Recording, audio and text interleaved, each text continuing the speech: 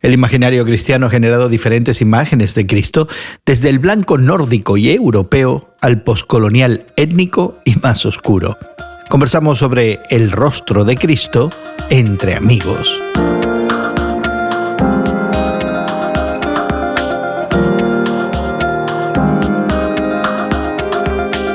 Gracias por acompañarnos entre amigos, esta conversación semanal sobre la fe cristiana y el mundo contemporáneo que tenemos Guillermo Serrano, Elsa Masón y tu amigo Gerson García.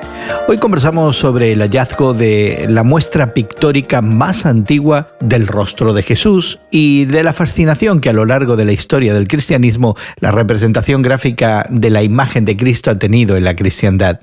Pero antes queremos invitarte a que te suscribas al podcast que acompaña este programa. Tu suscripción te ofrecerá una conversación más extensa y en detalle sobre nuestro tema de hoy. Accederás a enlaces de los recursos, podrás dejar tu opinión y comentarios y también encontrar entre nuestros archivos otras conversaciones que pudieran interesarte. Encuéntralo como Entre Amigos con Gerson García en tu plataforma de podcast favorita y suscríbete hoy mismo. Hace algunos años, un grupo de arqueólogos israelíes de la Universidad de Haifa encontraron lo que creen es la muestra pictórica más antigua de Jesús de Nazaret. El dibujo, que se encontró sobre una piedra de una iglesia bizantina del desierto del Negev, está en mal estado y en realidad parece tan solo ser una especie de boceto que da mucho para la imaginación. Lo que sí se puede apreciar con cierta claridad es que el dibujo rompe con la idea que se ha tenido del rostro de Jesucristo. En el mundo occidental se le ha dibujado como una persona de raza blanca, con ojos azules en los países del norte de Europa, barba cerrada y pelo largo. Últimamente algunas imágenes postcoloniales admiten la posibilidad de rasgos semitas y la piel bronceada. Pero jamás se ha imaginado a Cristo lampiño, de pelo corto y tan rizado que se esboza como una especie de incipiente afro. El hallazgo rompe, sin lugar a dudas, con esos modelos del imaginario cristiano de cómo se veía Jesucristo. También representa un enigma en su origen, que data de hace 1500 años. En esa época la cristiandad no había aún aceptado el uso de imágenes litúrgicas por considerarlas contrarias al mandato de Moisés de no hacer imágenes para propósitos sagrados. Cuando se dio a conocer el hallazgo, mantuvimos una conversación entre amigos sobre esa fascinación por saber y, en el mejor de los casos, imaginarnos cómo se vería Jesucristo en persona y, sobre todo, si al final, como suele suceder cuando conocemos personalmente a alguien prominente, nos sentiríamos desengañados al ver un hombre simple y común. Esta fue la conversación con Elsa y Guillermo que mantuvimos hace unos años sobre el rostro de Jesús, una conversación que ya está en progreso. Muy cumplidor. Bueno, el día de hoy estamos conversando entre amigos acerca de algunas noticias que nos llaman la atención, historias que ocupan las páginas de los diarios, información que circula a veces simplemente como una curiosidad. Y en estos días los arqueólogos israelíes hallaron una imagen que tiene pelo corto, enrulado y nariz puntiaguda, que aunque no está bien conservada, algunos creen que podría pertenecer a Jesucristo. El documento parece que tiene como unos 1500 años, lo cual lo emplaza a 500 años después de Cristo, pero todavía un documento antiguo que sí, hay gente que está pensando pudiera representar una imagen gráfica de otra figura de Jesús, no demasiado tradicional. Y la razón de esto es porque sería una imagen, una figura que no tendría ninguna razón de estar pintada o como fuera en una muralla, en un muro, no tendría ninguna razón de estar porque en la época de la que hablamos no se utilizaba este tipo de representación, no había interés en poner ni la imagen ni la caricatura de nadie. Entonces, ¿por qué aparece de pronto esta imagen y justamente cerca de lo que podría ser un centro de lo que sería o liturgia o adoración o lo que fuera? Entonces, eso es lo que llama la atención en cuanto a esta imagen. Lo otro que a mí me llama la atención poderosamente es que aparece una figura con una nariz muy respingada. O sea, no es una nariz semita. No parece. No es una de las narices del área. Es una nariz. No parece para nada. Yeah. Entonces, despierta mucha curiosidad y muchas preguntas. Por otro lado, está el hecho de que en realidad nosotros no tenemos ninguna representación de cómo era físicamente, cómo puede haber sido, no solamente Jesucristo, es que no tenemos ninguna representación de cómo eran los habitantes del primer siglo o siglos antes de la era cristiana. No sabemos cómo eran. Bueno, hay una tradición particularmente abrazada por la Iglesia católica, no sé si también la ortodoxa, de la famosa sábana de Turín, esa imagen que queda plasmada de un Jesucristo que está sufriendo la pasión, y la tradición cuenta de esta mujer que se acerca a secar el sudor y la sangre del rostro de Jesús, y entonces el rostro queda plasmado. Es una de las versiones. Otra es la de la túnica que envolvía el cuerpo de Jesús también. Así que hay varias ocasiones en la historia de la Iglesia donde estas tradiciones, estas historias han tenido arraigo al punto de que muchos las creen como hechos fehacientes históricos. Así que no es de extrañar que de pronto aparezca algo impreso en alguna pared de una iglesia bizantina de hace 1500 años y la gente dice otra representación de Cristo, quizás más cercana de las que tenemos hasta ahora. Hubo una portada de la revista Time de hace más o menos unos 10 años en donde se describía lo que podría ser la imagen real de un judío de la época y que podría ser a lo mejor Jesucristo, porque en realidad nosotros en nuestro tiempo, en nuestro siglo, lo que hemos hecho es adoptar toda esta pictografía y estas imágenes que nos vienen fundamentalmente de los pintores de la época renacentista o del barroco, digamos de hace 500 a 600 años atrás, o también de lo que nos llega de la cinematografía moderna, en donde se presenta la imagen de un Mesías de la época que podría ser contemporáneo nuestro, ¿no? No estamos haciendo nosotros de noticias como esta, continuando de cierta manera los mitos, el misterio, porque si esta imagen tiene 1500 años de antigüedad y estamos hablando de una figura histórica como lo es Jesucristo, que vivió hace 2000 años, hay por lo menos 500 años de diferencia entre esa imagen bizantina en el desierto del Negev, en una iglesia muy, muy antigua donde se encontró esta imagen, y el Jesucristo original, ¿no? Entonces, entre esos 500 años ya hay mucha diferencia. Ya. Pero la cosa, Elsa, es que esta imagen no pretende, ni los eruditos, ni los arqueólogos, ni los historiadores pretenden que esta sea una representación más real del rostro original de Jesús de Nazaret, sino otra representación y que representa una imagen que rompe con el arquetipo. Por ejemplo, Guillermo había hablado de cómo muchos de estas imágenes al final representan un tipo pues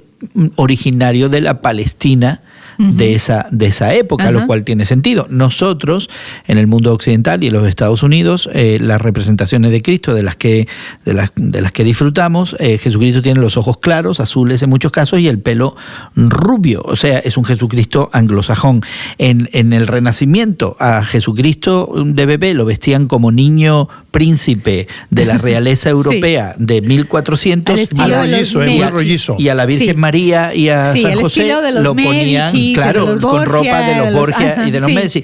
Es decir, de alguna manera, yo he visto representaciones, por ejemplo, en gráficas. Contemporizamos la imagen de Jesús. Exactamente, y creo que eso es importante, porque habla de la necesidad humana de apropiarnos de esa imagen de Cristo, y lo hacemos también en el arte.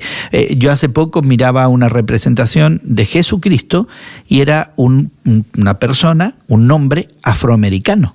Y entonces de pronto hay aquí una apropiación de la imagen de Jesucristo para una raza, y algunos de nosotros diríamos, no, pero no era afroamericano, sí, pero de pronto hay esta apropiación de esta imagen que tiene que ver conmigo, y ahora de pronto Jesucristo se convierte en uno de los nuestros. Había un calendario japonés que me llegaba de un colega que tengo en Tokio, y que me mandaba todos los años distintos calendarios de una, digamos, vamos a llamarle de una dimensión como para colgar en la pared, y donde aparecía Jesucristo, sus apóstoles, y todos con imágenes orientales, todos ellos sin excepción, de pelo negro, con sus ojos muy, muy rasgados.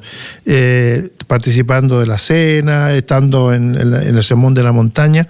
Y es muy interesante porque entonces en ese caso la apropiación de la imagen de Jesucristo es de acuerdo también al lugar donde la gente adora, donde la gente se reúne. En este caso, una cuestión completamente oriental.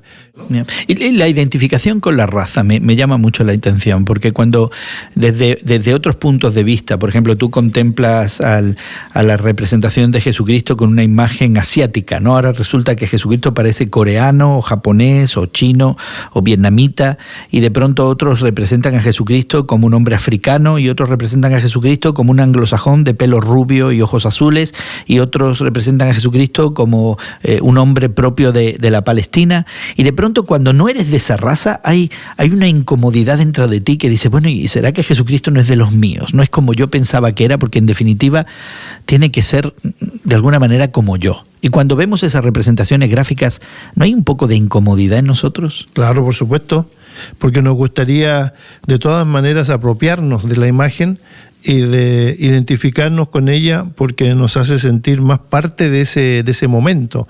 Creo que es una cuestión muy humana, ¿no? El poder identificarse con algo a lo que nosotros nos vamos a sentir de alguna manera más cerca. Yo pienso que es una cuestión humana. Estoy de acuerdo contigo, Guillermo, porque de cierta manera queremos ser parte de esa historia, ¿no? Y cuando leemos las Escrituras o en realidad cualquier otro libro o historia, ya sea en la televisión, en el cine, en los medios de comunicación, como que queremos apropiarnos de cierta manera o asociarnos de cierta manera con los personajes de los cuales estamos leyendo o de los cuales estamos viviendo esas historias. Y el tratar de apropiarnos de ese Jesucristo de las Escrituras, yo lo veo como algo muy natural. Me acuerdo de la película de Sefirelli, El Evangelio según Mateo, en donde él representa toda la historia que nos presenta el Evangelio de Mateo sobre la vida de Jesucristo, pero cuando aparece Jesucristo en las diferentes tomas, nunca está de frente, siempre está de espaldas, se escucha la voz en off, Jesucristo hablando, dando instrucciones, enseñanzas, pero nunca aparece el de frente. Así es. Y la razón, creo yo, es porque el cineasta se da cuenta que es imposible representarlo de una manera humana. Y quizás no todos hacemos eso. Creo que la mayoría de nosotros queremos particularizar a Jesucristo a nuestra imagen y semejanza. Y no creo que solamente lo hacemos en el ámbito de la representación gráfica. Creo que lo hacemos también cuando leemos el Evangelio. Cada persona pudiera, de alguna manera, describir a Jesucristo en sus propios términos para acomodar esa imagen, incluso cuando la leemos en el Evangelio. Sí, pero también está la otra parte, ¿no? Hay una invitación en la Biblia a adorar a Dios en espíritu y en verdad. Siempre me ha causado algún tipo de inquietud esta frase, porque mi tendencia natural es no una adoración meramente espiritual. Me gustaría ver la representación, algo más cerca, que yo pudiera también mirar, tocar, como lo hizo aquel famoso incrédulo del Nuevo Testamento. Si yo no puedo meter mis manos en las heridas de las manos de Jesús y mirar su costado, o poner mis dedos en su costado traspasado, no voy a creer. O sea, es una cuestión netamente humana el querer tener una representación. Pero la Biblia insiste, la adoración tiene que ser en espíritu y en verdad. La pregunta es, ¿qué tipo de espíritu y qué tipo de verdad? Y esa es una cuestión que cada uno tiene que comenzar a pensar y reflexionar. Y así concluimos la conversación que tuvimos sobre esa imagen de Cristo. Y queremos invitarte a que explores más, no solamente de la posibilidad arqueológica de ver una representación gráfica de Jesucristo, sino de conocerle en su carácter, en sus obras, en su naturaleza, tal y como lo presentan los evangelios. Suscríbete al podcast que acompaña este programa, donde te ofrecemos una conversación extendida, recursos adicionales y la posibilidad de comentar sobre este tema, haciéndonos llegar tu opinión. Encuéntranos como Entre Amigos con Gerson García en Spotify, Apple Podcasts, Google Podcasts o en cualquiera de tus plataformas de podcast favoritas. Te invitamos a que te suscribas hoy mismo. Agradecemos a nuestros equipos técnicos en México, Brasil y Estados Unidos su trabajo para que esta conversación llegue hasta ti. Nuestra gratitud asimismo para Elsa Mazón y Guillermo Serrano por darnos de su tiempo. Y tu amigo Gerson García se despide de ti hasta otro momento en el que nos unamos a conversar entre amigos. Entre Amigos es producido por Eventual Media y distribuido por Radio Moody para ministerioreforma.com.